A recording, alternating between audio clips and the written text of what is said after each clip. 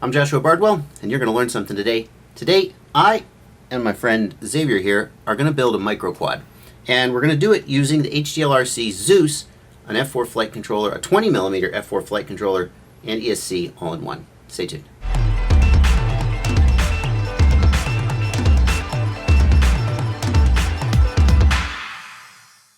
You're probably wondering why I've got a helper here with me today, and the reason is that I really suck at micro quads. Anything less than about 4-inch, I mean, every time somebody gives me one of them to fly, they say, oh, you're going to love it, you're going to love it. I fly it, and I kind of hate it, and frankly, I hate it because I want it to fly like a 5-inch. And when it doesn't, then I'm disappointed, and that's not really fair. So when HGLRC asked me to review the Zeus, first of all, I didn't realize that this was a 20mm board. I thought it was a 36mm. Exactly, yeah. And I originally intended to put it on the Carrera Talon. Mm-hmm. And when I looked and saw that it was 15 amp ESCs, I was like, wait a minute, something isn't right But it's here. deceiving, though. The size they choose for it, it's particular. Yeah? Mm-hmm. Right, so 20mm is perfect for the build that we're going to do today. And so I said, I actually said to my contact at HGLRC, I said, well, do you think I could put it on there? I mean, 15 amps, what's the burst rating?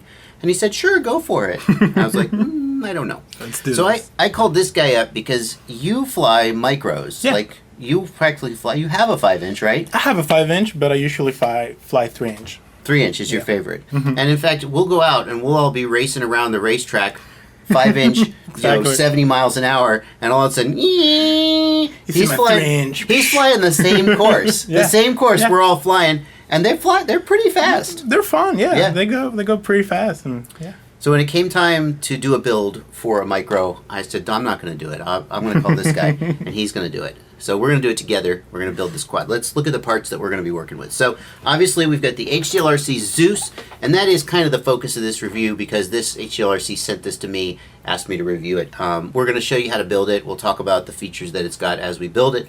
Fine. We'll get to that. What else have we got? You tell me, because you know that you brought the rest of these parts. So we got here the RotorX 1404 motors. They're supposed to be like a 1407 version of the motors that we're used to for the 3-inch, but for a lighter build. Mm-hmm. Some people are starting to build 3-inch with 1106 motors, which are very efficient, and with a 3-inch, with a 3-cell battery, they move around very similar to, I wouldn't say a 5-inch, but right. a faster 3-inch quad. Very nimble, very quick on turns. Mm-hmm. So we're going to be using those. They're also very, very efficient, so they say. Right. So now 1106 is going to be narrower. That's the 11, 11 millimeters wide. 06 is going to be taller. Exactly. Then what we've got here is 1404, which is going to be wider and shorter. And that's similar to what you see if you were to compare in the 5-inch size, like a 2206 versus like a 2405. No, you have to go down. 2405. Yeah, you've gone wider, but also shorter. A better comparison might be back in the day when we all used to fly 2204s or 1806s. Similar thing in the 5-inch. So this is going to be like we're supposed to be more efficient. Yeah. Than the 1106. Very similar to a 1306, what we're used to on 1306 motors. But since it has naked bottoms, they reduce the weight down to Naked bottoms are the new thing, the new hot thing. Yeah. See, even on these little tiny motors. Another interesting part is the mounting size they used. It's the same as an 11 size motor. So that's also something to take in consideration. Okay.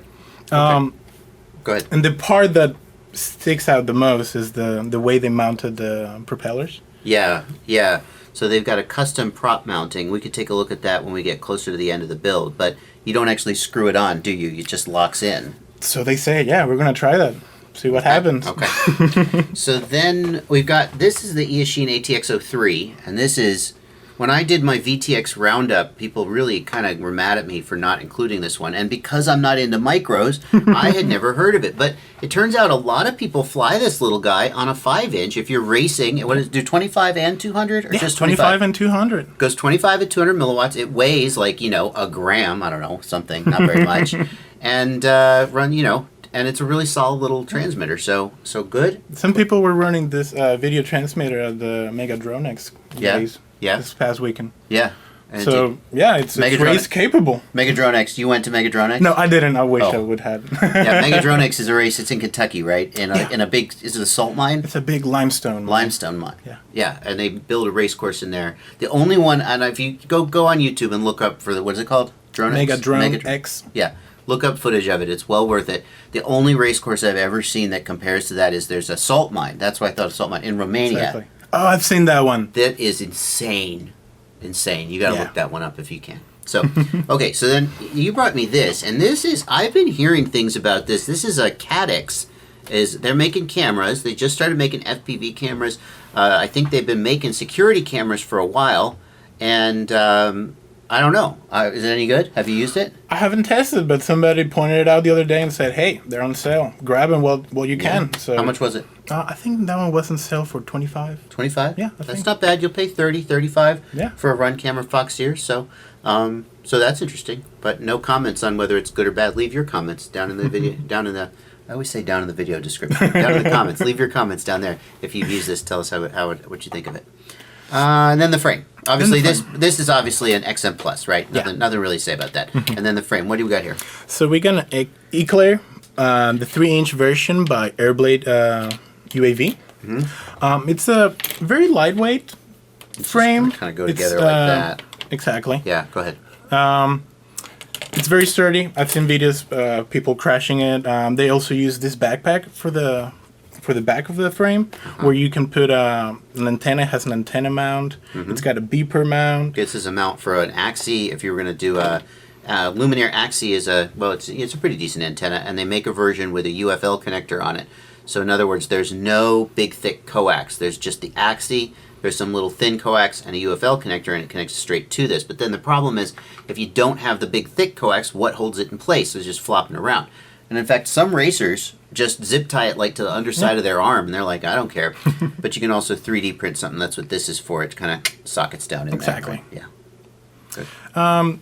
This one also, it's capable of using a full-size VTX. So, but in this case, we're not going to go with that route. We're just going to go, I guess, with a more clean, lightweight build in this case. And why did you, I'm just curious, why did you decide to go with a mini camera like this instead of a micro? Obviously, you could save some weight that way. Exactly. We could save some weight that way, but I figured that since we're using an all-in-one board, maybe we could test this camera out and see how it goes. We're saving a little bit of weight with the ESCs. Exactly. Good.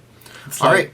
Well, I'm gonna let you, we're both gonna I'm gonna look over your shoulder, but I mean, if you want to be a guinea pig, I'll let you do the build, and I'll look over your shoulder and give you tips as we go, or if you have any questions, or maybe we'll just have a good time. Let's get into it. All right, so usually let's start putting the motors in, seeing how long the wires, how long I need the wires to be. And interestingly, that some people will build from the flight controller out.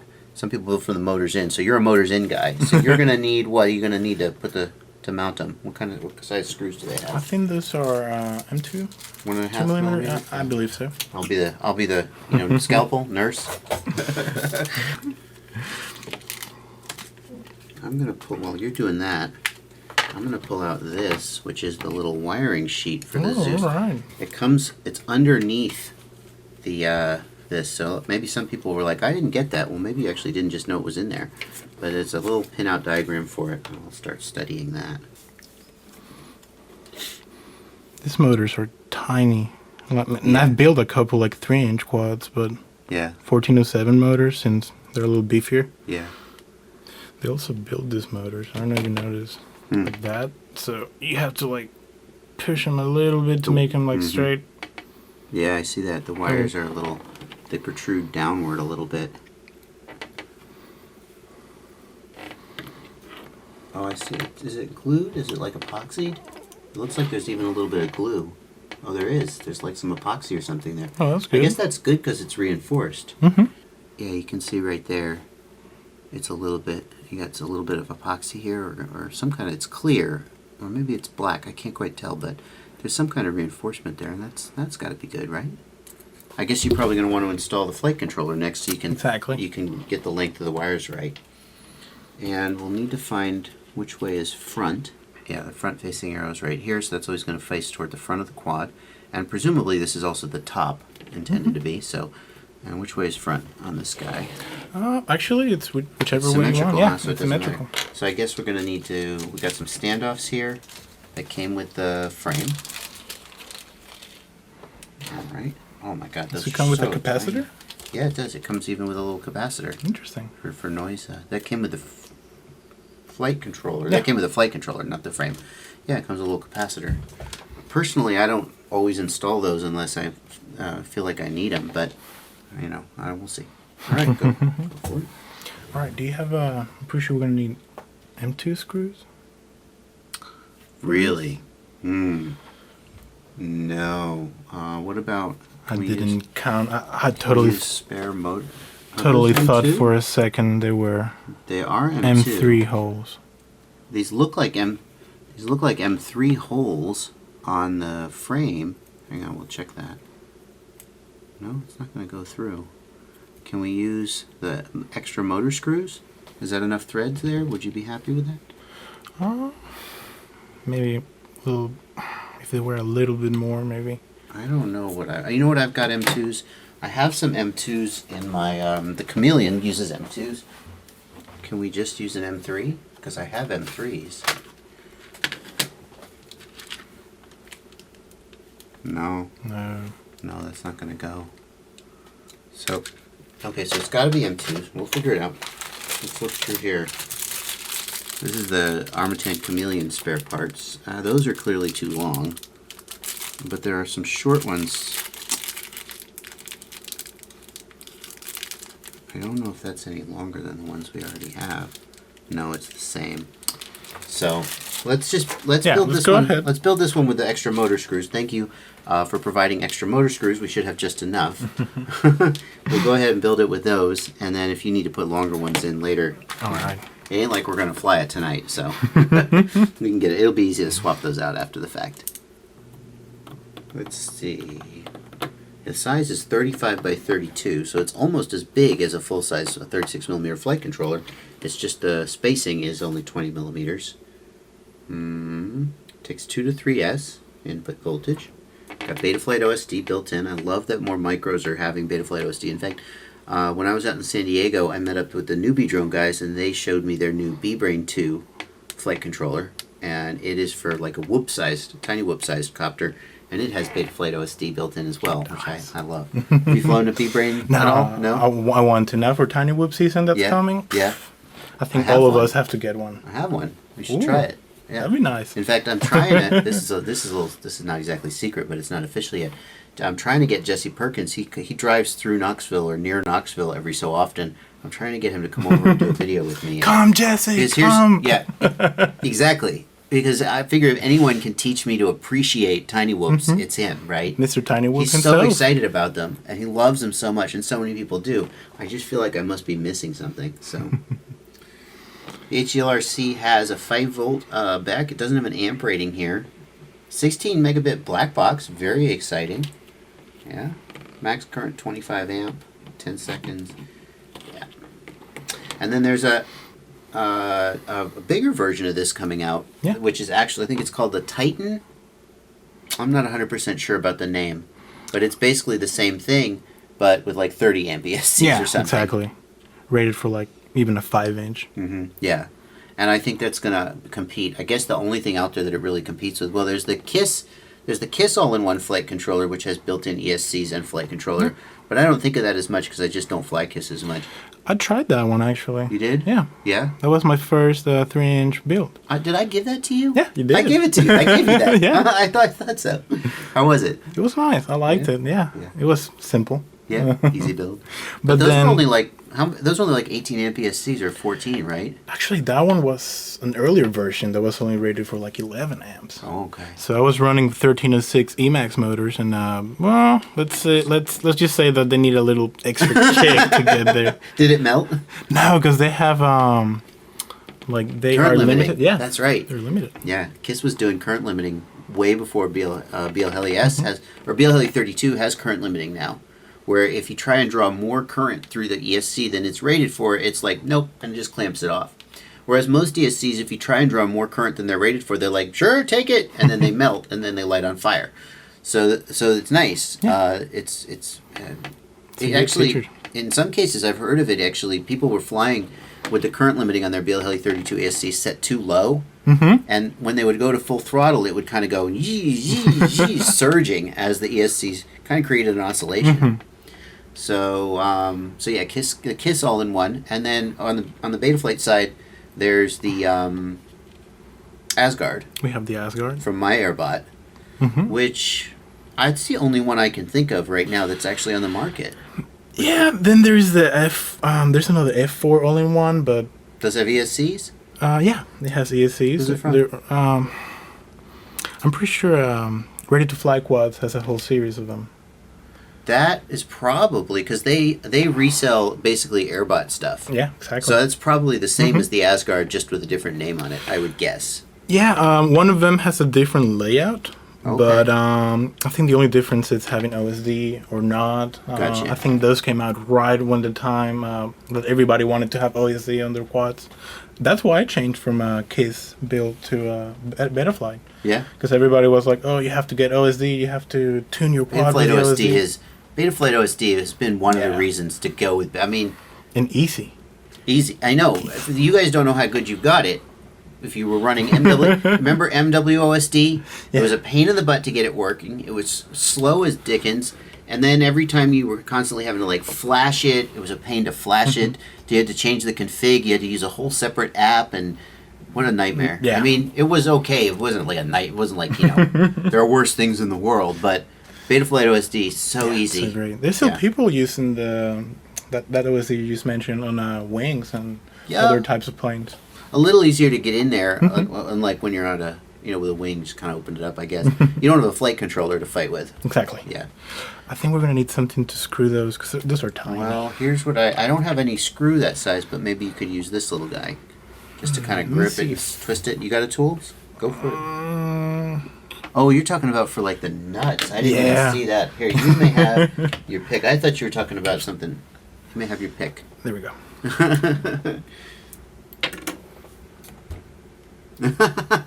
Here, you hold it, and I'll spin the frame underneath it. So anyway, the Asgard from my Airbot, all-in-one F4 flight controller with ESCs built in. But here's the thing, and I'm going to get myself a little bit in trouble by saying this. Airbot, the problem is that version 1 of many Airbot products has a flaw, a glitch. And I think the bumpy ESCs came from them, although I'm not 100% sure on that, so don't crucify me if I'm wrong. But it just seems like so many of their products, they're awesome design, but then it turns out there wasn't quite enough QC. And I think that was true for the Asgard. A lot of people using the V1 Asgard had a lot of problems, burnt boards. Thankfully, they have a replacement program, like $45 or something to replace it. Yeah. But anyway, so I've always, so the Asgard is exciting. But now that it's on the V2, I haven't heard any problems about the QC then.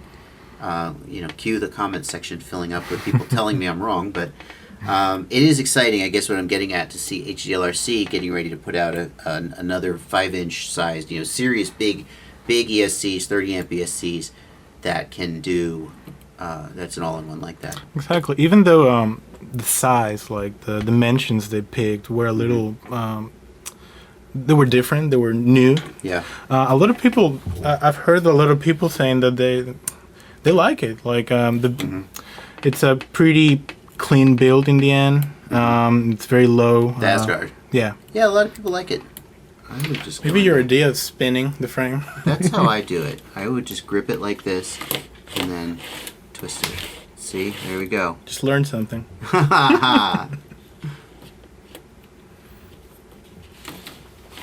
You just got to be careful not to knock off a component while you do that. Christ, this is ridiculous. It's so tiny. This is why I don't build micros. I shouldn't give myself a reputation as the guy who hates micros. It's not exactly like that. That's why we're doing this. I'm just waiting to be shown the light. That's what it is. But people need to stop sending me micros and saying, this is the one. This one flies like a 5-inch. None of them fly like a 5-inch. You're just wrong. They don't. They fly like they fly. You know what we should have done? The other way around. We should have just screwed the standoffs in. Yeah. And then just put these screws in. There you go. Tip number 1 for building. Can we? Probably could, yeah. loosen this, and then, like, I don't know. I just take it out, right? How many micros have you built? This one's going to be, I think, the 5th or 6th. I've been flying for since spring or so. So yeah, I've mostly been building micros. I guess are they cheaper? I mean, they're not that much cheaper, They're are not they? that much cheaper. If you were going to Still pretty use expensive. similar components to a 5-inch, Yeah. You're talking about 200 more or less with a unified. It's a little cheaper. Yeah, it's a little cheaper. The frames are cheaper. That's for sure. Oh, you know what I can do? I can do this, and then screw. Yeah. If you compare, for example, the X-Hover Win 5 frame, Okay. that one is around $60 or so. I have a Win 3, which is, I think it was $35. Uh-huh. So you're paying a little bit less for the frame. I guess the carbon fiber has a price. Yeah, the more you can cut out of a sheet, the better. Mm-hmm. I mean, you should get a discount for that. Oh, I gotta make it face the right way. Can't. Here we go. I got it. Yeah, that was the smart way to do that. Was to hold on to the nut with like the four steps, and then screw the standoff in, and then put this on. Perfect. All right, Now what's the next step?